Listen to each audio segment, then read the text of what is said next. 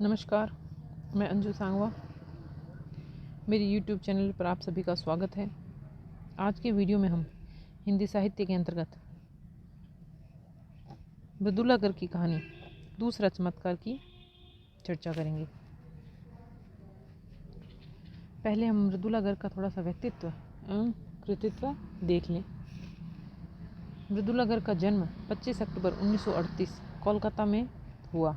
हिंदी की सबसे लोकप्रिय लेखिकाओं में से वो एक मानी जाती हैं। उपन्यास, कहानी संग्रह, नाटक तथा निबंध संग्रह सब मिलाकर उन्होंने 20 से अधिक पुस्तकों की रचना की है। 1960 में अर्थशास्त्र में स्नातकोत्तर उपाधि लेने के बाद उन्होंने 3 साल तक दिल्ली विश्वविद्यालय में अध्यापन भी किया है। उनके उपन्यासों को अपने कथानक की विविधता और नएपन के कारण समालोचकों की बड़ी स्वीकृति और सराहना मिली। उनके उपन्यास और कहानियों का अनेक हिंदी भाषाओं तथा जर्मन, चेक, जापानी और अंग्रेजी में अनुवाद हुआ है। वे स्तंभकार रही हैं, पर्यावरण के प्रति सजगता प्रकट करती रही हैं तथा महिलाओं तथा बच्चों के हित में समाज सेवा के काम करती रही हैं। उनका उपन्यास चितकोबरा नारी पुरुष के संबंधों में शरीर को मन के समानांतर खड़े करने और इस पर एक नारीवाद या पुरुष प्रधानता विरोधी दृष्टिकोण रखने के लिए काफ़ी चर्चित और विवादास्पद रहा था। उन्होंने इंडिया टुडे के हिंदी संस्करण में लगभग 3 साल तक कटाक्ष नामक स्तंभ लिखा है, जो अपने तीखे व्यंग्य के कारण खूब चर्चा में रहा। वे संयुक्त राज्य अमेरिका के कोलंबिया विश्वविद्यालय में 1990 में आयोजित एक सम्मेलन में हिंदी साहित्य में महिलाओं के प्रति भेदभाव विषय पर व्याख्यान भी दे चुकी हैं। उन्हें हिंदी अकादमी द्वारा 1988 में साहित्यकार सम्मान, उत्तर प्रदेश हिंदी संस्थान द्वारा साहित्य भूषण सम्मान, 2003 में सूरीनाम में आयोजित विश्व हिंदी सम्मेलन में आजीवन साहित्य सेवा सम्मान, 2004 में कठ गुलाब के लिए व्यास सम्मान तथा 2003 में कठ गुलाब के लिए ही ज्ञानपीठ का वाग्देवी पुरस्कार, वर्ष 2013 का साहित्य अकादमी पुरस्कार हिंदी उनकी कृति मिलजुल मन उपन्यास के लिए प्रदान किया गया है। ज्ञानपीठ पुरस्कार तो उन्हें मिला है कठ गुलाब नामक उनकी कृति के लिए, और वहीं पर साहित्य अकादमी पुरस्कार उन्हें प्राप्त हुआ है मिलजुल मन नामक उपन्यास के लिए।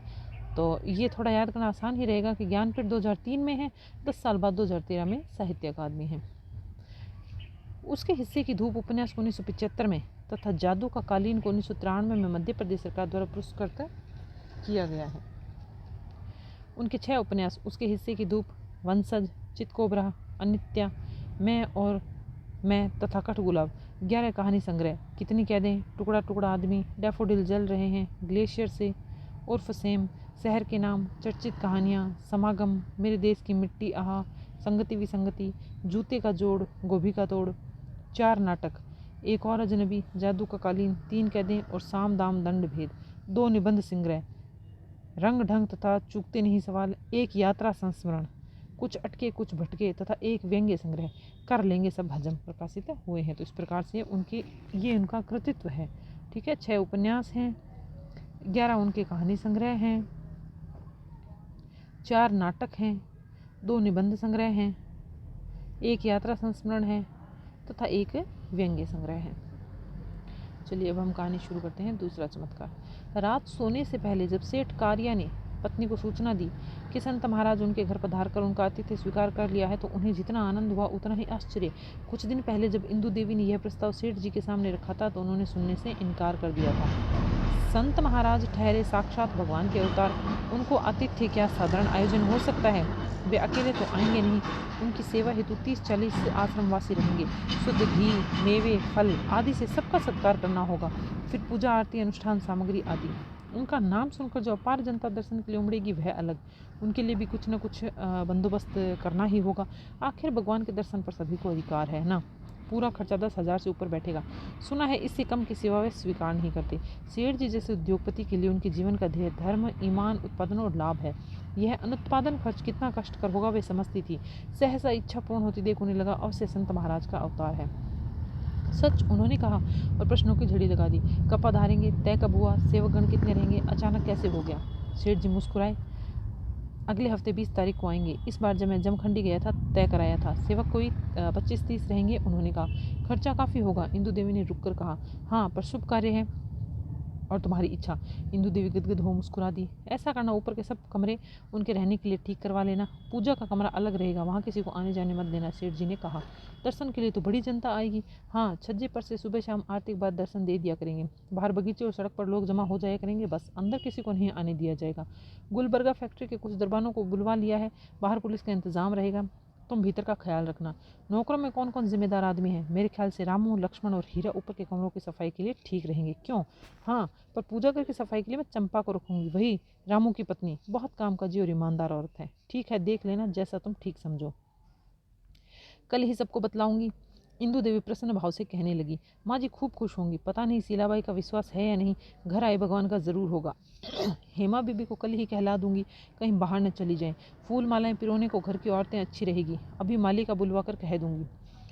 चंपा ने जब सुना संत महाराज मालकिन के घर पधार रहे हैं तो लगा अंधेरी गुफा के द्वार पर रखा भारी पत्थर आप से आप घट गया और तीव्र और सुखदायी प्रकाश भीतर फैल गया। इतनी मनौतियां मनाने और तावीज बांधने के बावजूद जब 2 महीनों में मुन्नू की हालत में रत्ती भर सुधार नहीं हुआ था तो लगने लगा था अब घुट घुट कर रोने के सिवाय चारा नहीं रह गया है। इलाज भी कम नहीं कराया, बुखार क्या हुआ, लड़की की टांगें ही रह गई।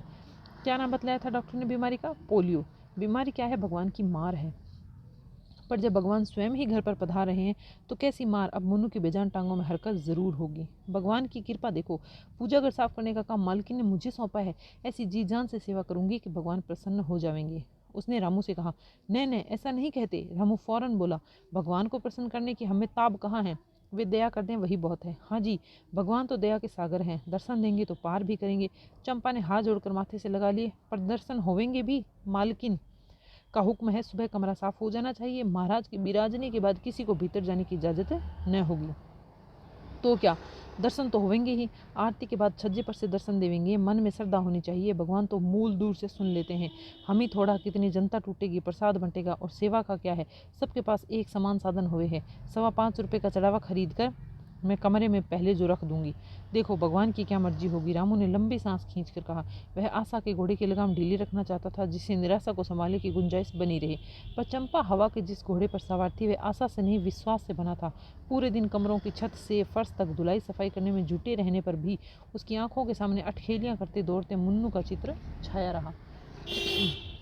सुबह 10 बजे होने वाली भगवान संत महाराज की आरती का समाचार पाकर सुबह 6 बजे से सेठ कटारिया ने बंगले के सामने भीड़ जमा होनी शुरू हो गई। 10 बजते बजते तमाम बंगलूर शहरवा उमड़ आया। दूर तक फैला घास का मैदान ही नहीं, सामने की सड़क बराबर और सामने वाले घरों की छतें, खिड़कियां, छज्जे खचाखच लद गए। इस भीड़ में कितने विकलांग पूर्णांग होने की आतुरता से, कितने दरिद्र रोजगार की आशा से, कितने रोगी निरोगी होने की कामना से, कितने कामकाजी धन प्राप्ति की इच्छा से और कितने व्यापारी अति लाभ के मोह से एकत्र हुए थे, कहना कठिन था। उस विशाल जन समुदाय में बस सिर ही सिर नजर आ रहे थे। सुबह 4 बजे उठकर चंपा की कमरे की साज सज्जा में लग गई। पहले फर्श धोया, पोंछा और चमकाया गया। फिर कमरे के इस सिरे से दूसरे सिरे तक कीमती लाल ईरानी कालीन बिछाया गया। ठीक सामने वाली दीवार के साथ मोटे सफ़ेद गांव तकियों के सामने शुभ्र सफ़ेद चादर बिछाकर हिमालयी छटा लिए भगवान का आसन तैयार किया गया।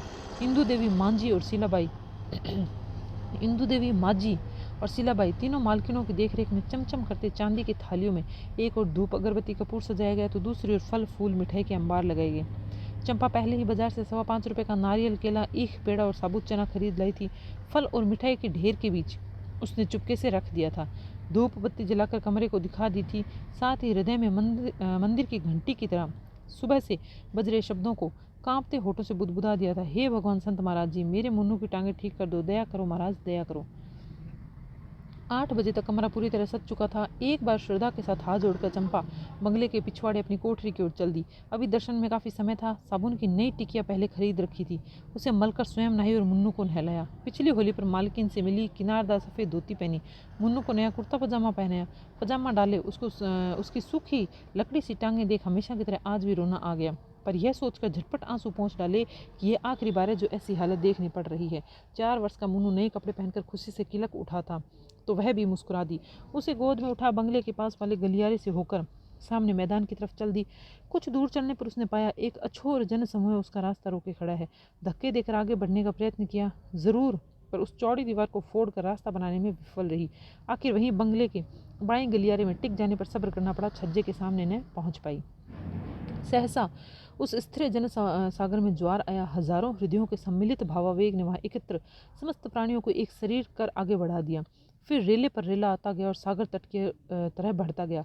साथ ही हर कंठ से निकला नवजात शिशु का सा चित्कार परस्पर मिलकर घर्षण नाद की तरह चारों ओर प्रतिध्वनित हो उठा।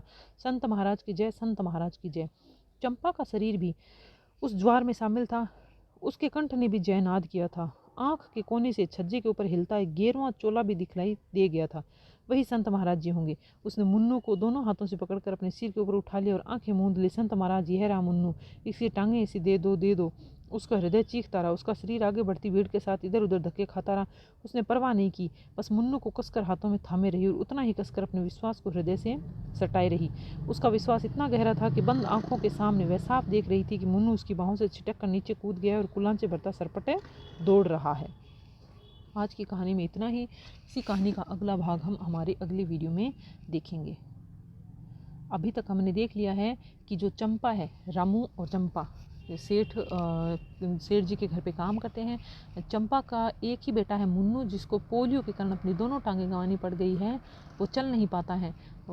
एक दिन जो सेठ जी की पत्नी है इंदु देवी, उन्हें जो संत महाराज हैं, कोई साधु हैं, उन पर बड़ा ही भरोसा है, विश्वास है।